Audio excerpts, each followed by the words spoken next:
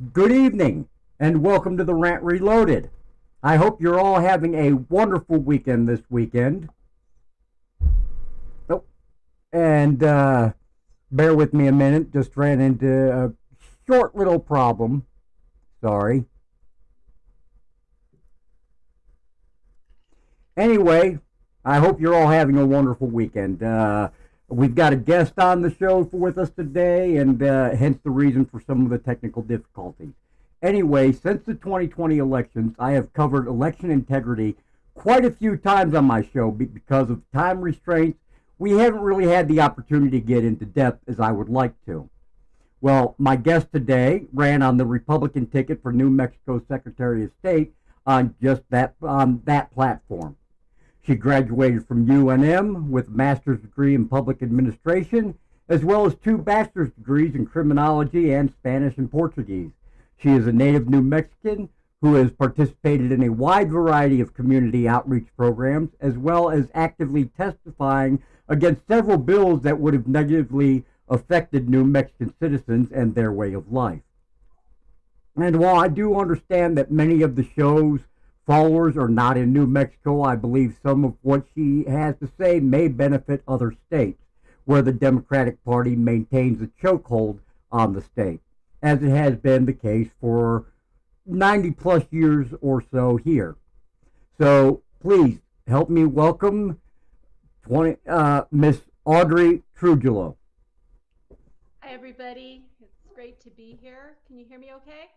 I hear you just fine, Audrey. Thank you, and thank you for joining us today. It's a privilege to have you on the show with us today. Oh, thank you. It's an honor to be here. Now, So, go ahead.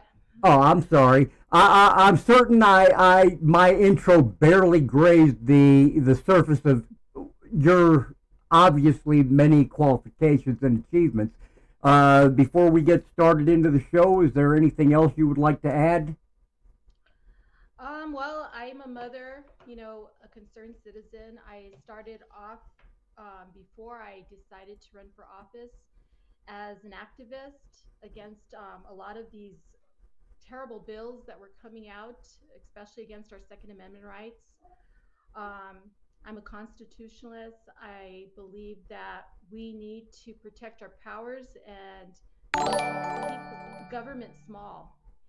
Um, those are the main, tenets that I live by, especially running for office.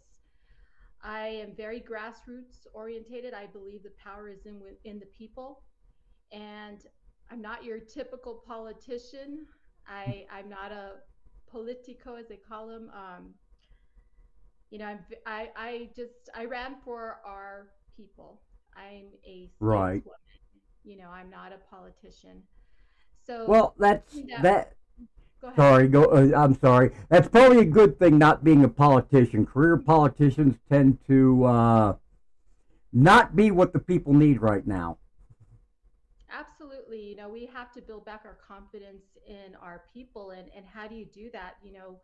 Most of the politicians in office right now they're not concerned with the people. They're concerned with their own pockets and their own abilities to grow their careers. This isn't a career. This is a service that you give to the people. You have to have a heart of servitude. And many of the people that are running right now and that are in office actually don't have that in them. And it's really sad to see True. because we're hurting. We're hurting here in New Mexico, and we're actually hurting across the nation because of these types of people in office. Um, one of the major reasons that I ran for Secretary of State, honestly, I've never ran for county clerk or worked except for, doing the poll challenging and stuff like that. But I knew that if I did not run, and I waited till October of 2021 to see if any of our county clerks were going to jump into this race against this horrendously corrupt Secretary of State. Um, we know that our elections have been, um, you know, how can I say this lightly without being called an election denier? Yeah, and that's one of the problems we run into. Any, but Yeah. see that start. I've noticed a shift in the field. Some studies recent and surveys recently have shown that more Democratic voters are actually starting to question the last elections. Hmm. So those that were originally saying, "Oh, you're a conspiracy theorist, you're a election denier," they're starting to come around and say, "Hey, there might What's actually going on? be something fishy going on here." Right. Well, you question these things that are systems in place that, the legislators, they pass bills to to put protections for our elections, and yet the bills that have been passed actually have made the rules less. It's made them a lot more open to fraud and the ability to really mess with them. So we don't have strong rules in place anymore. Our rules have been weakened throughout these last prior, I say about what the last two elections. They've even been, you know, used in a way where we're changing laws to make it easier for those that are not um, people that should be voting. So why Right. are we doing that? We're not protecting our citizens. We're not protecting their votes. We're protecting people that nefariously can interfere within our elections. And that's not something that we Agreed. want to hear. We don't want somebody like that in office. The person in office right now, she just wants people to vote. Well, yes, we want people to vote, but we want people that are legally able to vote within our state, and just a free for all is not going to, help us get what we need, you know, as far as our politicians into office and policies moved forward, because it really takes every vote that's not legal takes away a legal vote away, and we're canceling out our good votes. So we really got to pay attention to those things. I fully agree. I mean, that's one thing I saw during the 2020 elections here in New Mexico. I was down at my polling place, and they literally, I can't say that they were illegals. I don't have any evidence to that fact, but they bust in an entire busload of non-English speaking individuals, and I actually observed them in a group just outside the bus receiving instructions in Spanish on how to vote. Well, So unfortunately, in New Mexico, we give Social Security cards to anybody who's working within our state. They don't have to be a citizen of our state or the United States. And right, that's a problem. That's something that we need to take to the legislature, and put some bills to protect those rights as citizens. Anybody who votes needs to be a citizen and be voting in the county and the city, and or wherever they're voting. They need to be part of that area. We have a lot of people that, not it's not only the illegal people that are not citizens, but we also have people from other states that have moved, and whether they're not they're even aware they're voting, they're still voting in this state because their votes are, they're not been canceled out. um, the voter rolls are very, very dirty here in New Mexico, and I believe on right. purpose. It opens up the ability to, for someone that doesn't want to have an election go the way they want, Do you get know if there's been any attempt to reconcile or clean up the voter rolls at all? not with the current administration that's in there. It's to their best interest to keep them dirty. So Right, they're not going to make any efforts to clean them up. They tell us numerous times, "Oh, we're doing this. We have Eric's system, which is a system that was supposed to do that when you moved from to another state through the DMV." That doesn't happen. The last time it took out any people out was not. It wasn't enough to be significant. You know what I mean? right. And in fact, keeping those dirty rolls actually helps them because it keeps a big amount of votes that they can install if they need to in an election.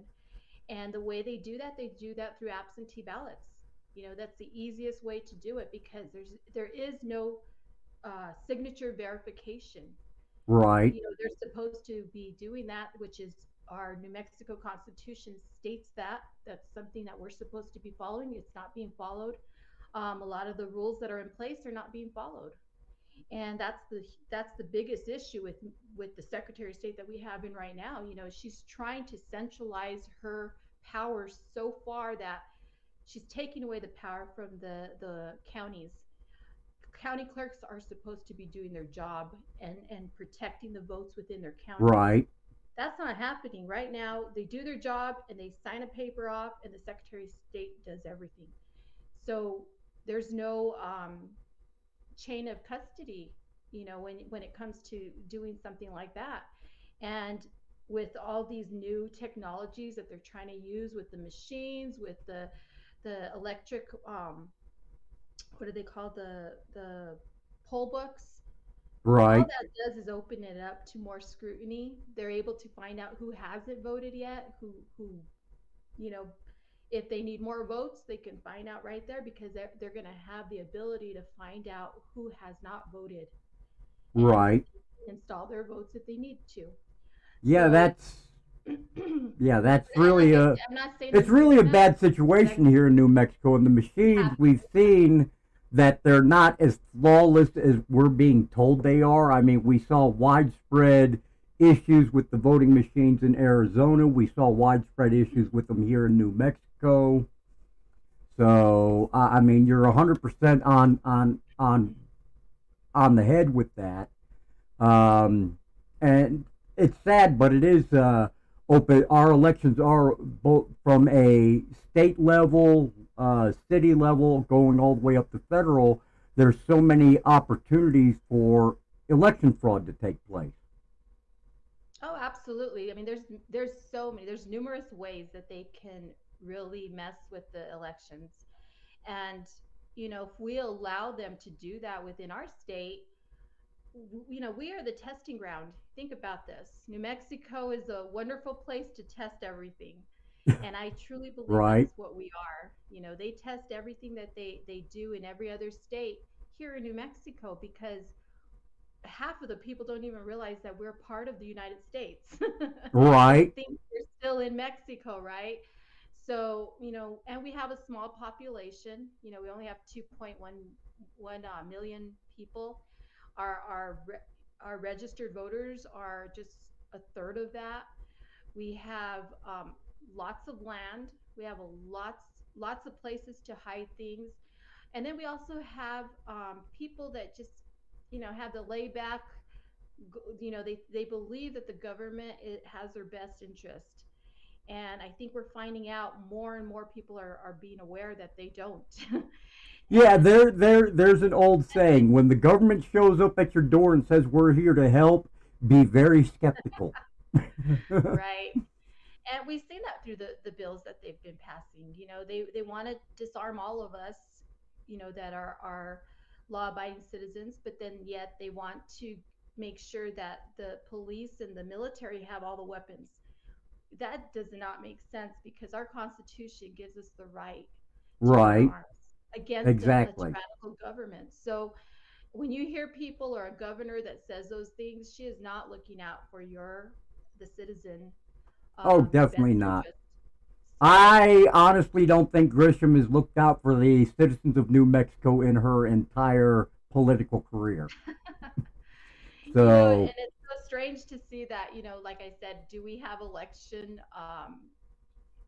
fraud in New Mexico?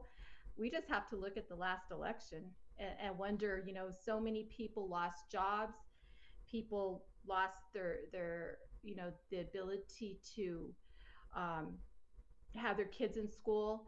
There was so many things that happened during the COVID lockdown, and for what we're finding out now that none of what they were doing even worked or helped. Uh, exactly.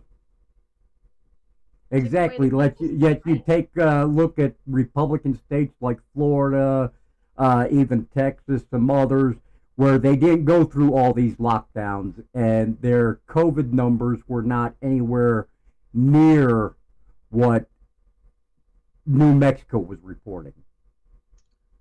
Absolutely. And it was the recording, they were recording everything as COVID, whether Exactly. you died from, something else. I had a doctor that actually worked for UNM hospital that resigned because he was given direct orders that if it had anything to do with respiratory, if it or if it was undetermined, you automatically marked it as COVID. And he said so. Basically, they were instructing him by orders of our governor and health department to falsify official documents. He flat out refused to do it and resigned as a result. Yeah, that was happening a lot, sadly.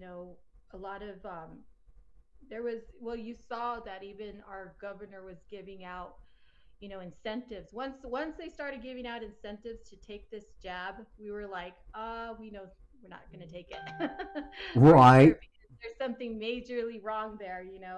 When they're doing a lottery, when they're giving young college students up at the universities $100 credit cards and all this stuff. It was like, wow, something is definitely wrong. This you know the vaccine itself was just drawn out too quickly. Was There was no real evidence that it really worked, nor was Well, there any. there was no evidence that it even passed FDA approval. I Yeah, mean, new drugs usually take at least a decade to fully go through FDA. Yet this was most rolled will out in a pass couple of 30 months. years. Hmm. Exactly. Yet this was rolled out in a couple of months. And we're supposed to believe that it underwent the entire trials and everything to ensure that it was safe for people to take. Now we're winding up with a situation where people are complaining about side effects as a result of taking these vaccines, and the government's saying, "Oh no, we did a blanket coverage to where we're not responsible, so we're not going to pay out anything in damages." Absolutely. It's live and learn. I believe that they saw that this social experiment, that's what I call it, really Right, worked well, you know, and they were able to see the people that fell in line, and those that didn't. And we may see this again. I'm hearing that in 2026 they want to get one out a year before that, just to get, these I guess, more powers like they did during the last election in 2020. yeah. Uh, With the Democratic Party, that's what it seems to boil down to uh, is Absolutely. control of the population. How can we take our citizens and put them under our thumbs? They're basically instituting a socialist society Hmm. without actually doing anything required by law or constitution to institute any type of socialism. It's Marxism. I when I went It to is. school, criminology was one of was one of my bachelors, and we studied this stuff. They use it, and they're using all the tactics. They're using the being able to control the narrative. That's one thing that I saw during my campaign was that was it was difficult because we didn't have a strong party controlling our narrative at all. It was the other Right, side. The Democrats controlled the narrative. They called us, election deniers if we questioned the elections. They called us conspiracy theorists if we questioned anything that was going on, whether it be right, COVID shot or even the actual COVID-19 itself. They just, they kept a very strong hold and control of the narrative, which was our weakness. Because instead exactly, of using what they're doing, because here's the thing: the Democrat Party ran on abortion, on allowing un you know there was no limit. Wholesale the murder of abortion. the unborn. Yeah. Yes, yes. And that was a perfect opportunity to really reach out to the Democrats who were conservative and show what they were doing and really stigmatize them like they were trying to stigmatize us with just questioning an election. Well, let's question them on their proposals to allow abortion with no controls over it. Right. You know, there's so many ways to prevent, you know, just I don't know. It's just a touchy subject for me because I'm pro-life. But yeah, those are things that I think we could have really had a stronger handle on. We could have pushed the the problems that we have in with all the crime, the Yes. open borders. I mean, we had so much to be able to counter with, and they didn't use it. Just not to the capacity that they needed to. The governor herself, she's a mess. She's a sexual predator who got nothing done to her for doing what she did. She shouldn't even be in office. They did more to the mayor in New York. They took him out, Como or whatever his name is. Right. But all we see criminals and people getting away, and there's no justice for the American people or for our state at all. No, and And between the governor and I don't know about everywhere in New Mexico, but at least in Albuquerque, the police have virtually lost any authority that they once had. They're not allowed to conduct arrests unless it's a felony and they either witness it or there is a body connected to it. was with the bail reform, and realize this: the people were too stupid. They voted for it. When that Exactly. happened, that really messed up everything. But that was the people. So we got to educate our people as well. I don't understand why you would vote for a bail reform that would actually release criminals onto the street just based on their income. Right. I fully agree with that. Um, just curious, you did run under the Republican ticket. What were some of the challenges that you faced while during your campaign, uh, be it against other Republicans or against the Democratic Party? Well, fortunately, I didn't have a primary, so I went straight to the general. But I guess my eyes got wide open on how the Republican Party works. Um, we stand our ground on the tenets, on being pro-life, on of us Republicans are Christians. Basically, the rule of law, the Constitution. But what I saw was a fractured Republican Party that I ran in. We were Right. never unified. Not even the state wide seats did we run unified at all. Everybody ran their own races. We didn't work together like we should have, that which I think really, really was detrimental, because we should have came out like the Democrats come out. They come out, they can disagree on 90%, but they will stand on the 10% and they will work together. Right. We were not like that. We were the opposite. We can agree on 90% and disagree on the 10% and work hard against other candidates, which was bizarre to me. I just didn't understand it. Just based And on that mass 10% messaging difference. and very ridiculous things that I encountered during my campaign. But my campaign was grassroots. It's very hard to run a grassroots campaign because, number one, you have no ties to to whether it be the party, the I guess I wouldn't even call it the party, because you are running under the Republican ticket. It would be I guess those that think that they're in charge. No ties to the caucus.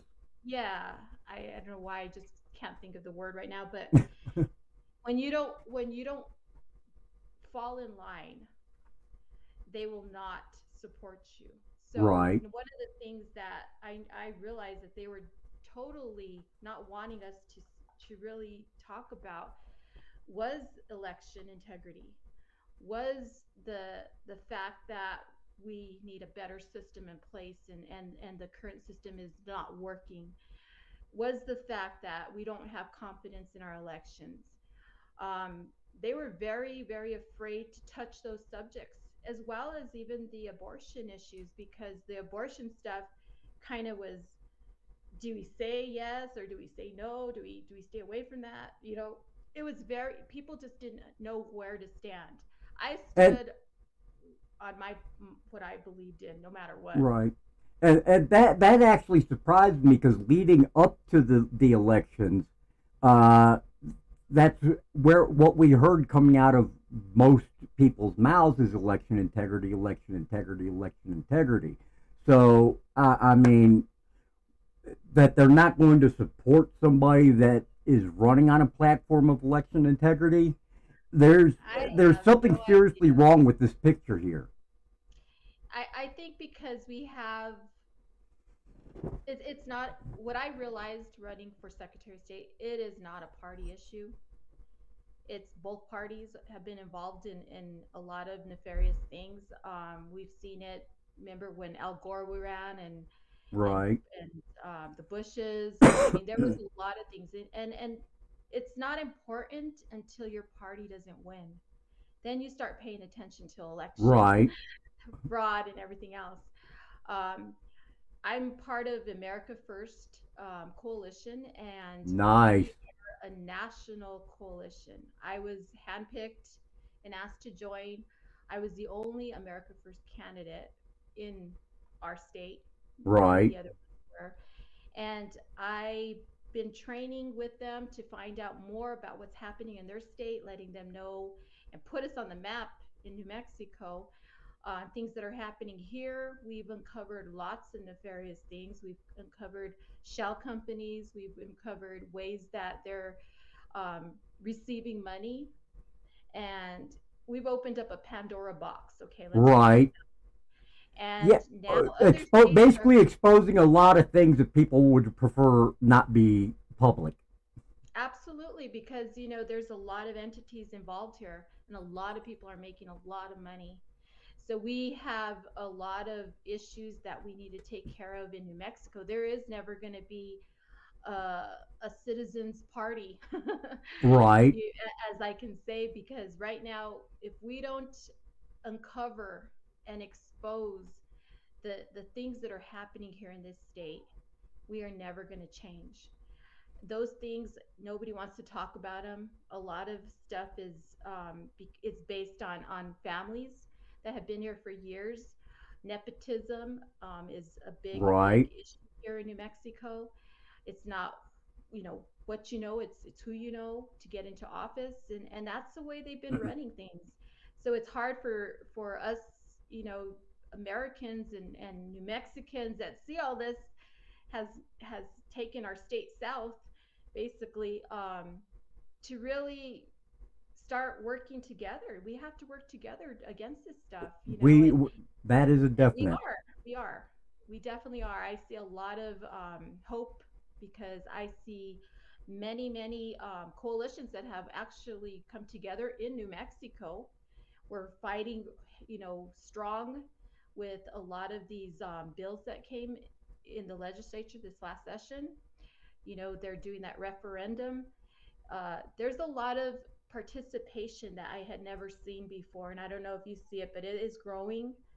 And one of the things that Definitely. I think chills the other side is the fact that we start working together. And I wish that, and this is my hope, is that we can do that within our party, of the Republican Party, because they are the That conservative party. that would be a very We've nice got to thing. bring our party back, and I'm going to be the hammer. That hey, that We works have for to. me. Yeah, we have to. And like I said, But this and is I good. do mean this respectfully, we might need something a little heavier than a hammer. Yeah, no, I'm they thinking may have maybe I'm thinking maybe an RPG or something along those lines. well, here's the thing: is we are at war. We're definitely at We war. are. It's a good versus evil war. You know, a lot of the things, no matter what your religion is, no matter, what your party is, the war is against the people and our right to live and prosper as Americans. And we got to understand that. We got to unify on the things that are important to us. All of us want safe neighborhoods. All of us want to be able to afford our bills and be able to buy food and not struggle and go on vacations, the American dream, to take your kids to places. And everybody wants those things, whether you're a Democrat, a independent, a Republican, whatever. Those things matter. And then when you And start yeah, seeing citizens, exactly. and Exactly. closing They are these are and what's going on from my viewpoint is and the Democratic Party are masters of this, and they're taking it right out of Hitler's book and Stalin's book. They keep the people separated, okay, by class distinction. You're black, you're white, you can't be friends. You're Republican, you're Democrat, you can't be friends. You're transgender, you're not. You can't be friends. You're a female, you're a white old man. You can't be friends.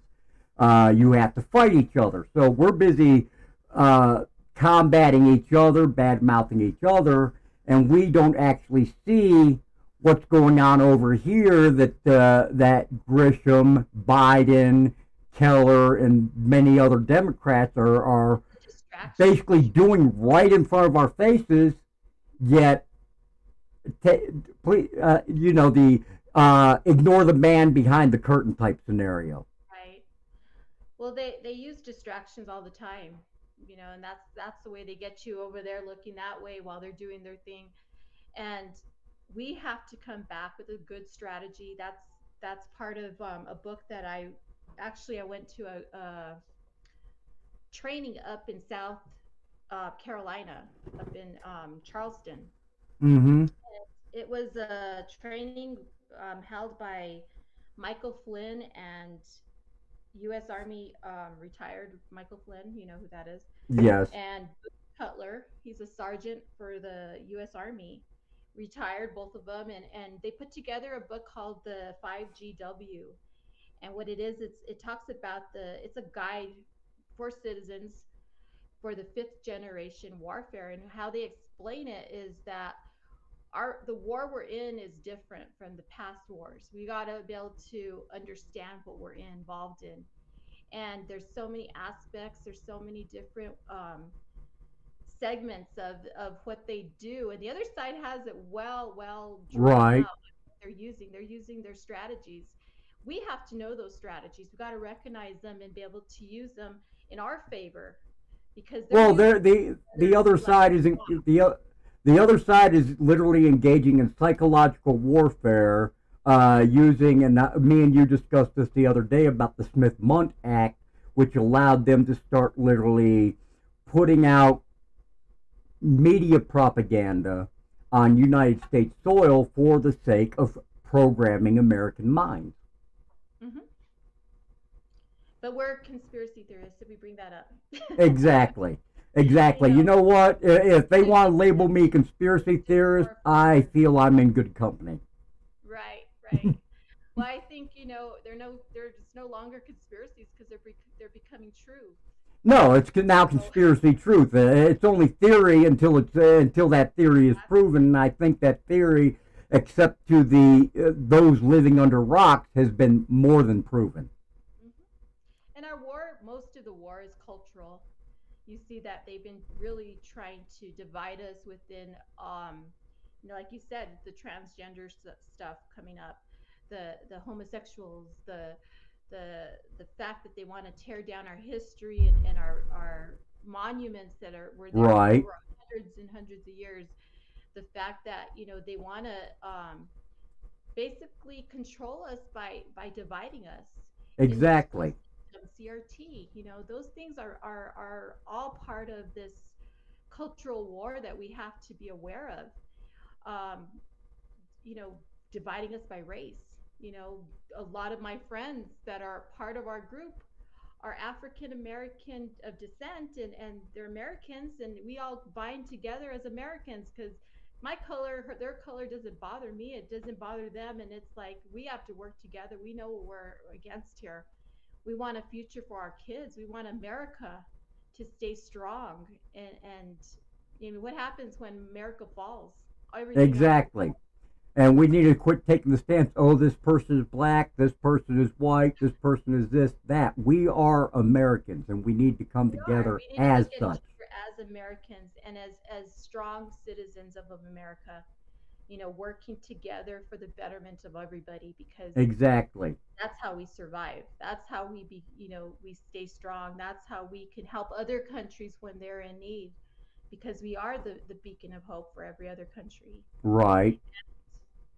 We Yeah, have to make we've been held on the standard for over as the right. standard for 200 plus years. So really, unfortunately, now that Biden's in office, we've become kind of a joke to the rest of the world.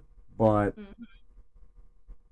Well, we'll get back in there. You know, I truly believe that there's a higher power that's really in control of everything and good always wins. I truly believe that. It's just right now we have they're basically what would you call them? Like like hunger pains. You know, we're right, just going through the pains right now or we're just trying to figure out what is really going on. And I think it needed to happen. And, you know, President Trump, you know, he was the pivotal person that started calling things out. And guess who the president that they're working so hard against to not allow that person to run for this next exactly. And I brought this president? up several times with the new hearing. I see them dragging it out at clean into 2024 to prevent Trump from running again Yeah, because they because scared him. while he's under felony indictment, he can't run. Right. And I think, you know, that needs to be said because why would they be working against this president, this, you know, past president, so hard to not allow him to run for a second term? Well, He not did not so on, much for our country when he was in there, even with the, you know, the fight that he had to endure while he was in there working against him. exactly, and it's clearly a political hit job because how many corporations just in Manhattan alone have a slush fund that they use to pay off people in lawsuits and etc. Along with non-disclosure agreements. Yet they're not investigating any of these other corporations. They're just going directly after Trump. So yeah, there's definitely an issue there.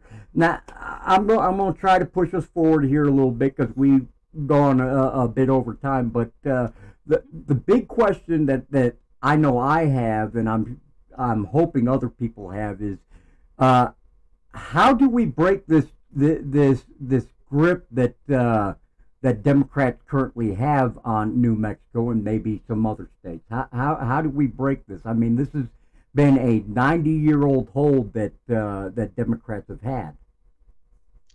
We have, as Americans and as New Mexicans, have to realize our power lies within local government. We have to get involved in our local government. That's where it starts. We need to be, you know, go to our local county commissioner meetings, go and get involved, say your piece, you know, run for office. Number one, don't stop running for office. There's so many positions here, especially in New Mexico, that the Democrats run unopposed. We got to Right? Yeah. It stop that. disgusts We me got to every time I go to abolish it. the ballot box. I know you're just like, I don't want to vote for this person, but he's the only person on there. So, you know, that's what we got to do. We have to make sure to localize the systems in place. Our elections are should be localized. We should Right. be able to handle them at the precinct levels. The county clerk should be the one who puts in the information to the Secretary of State. The Secretary of State should not have hands in that. Um, let's see,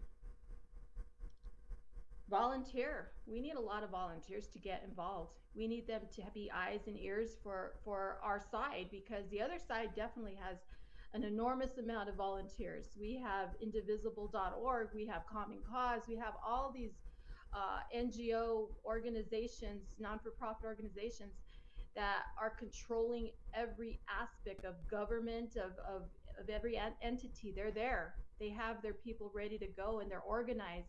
We need to be organized. We need to get organized like they do.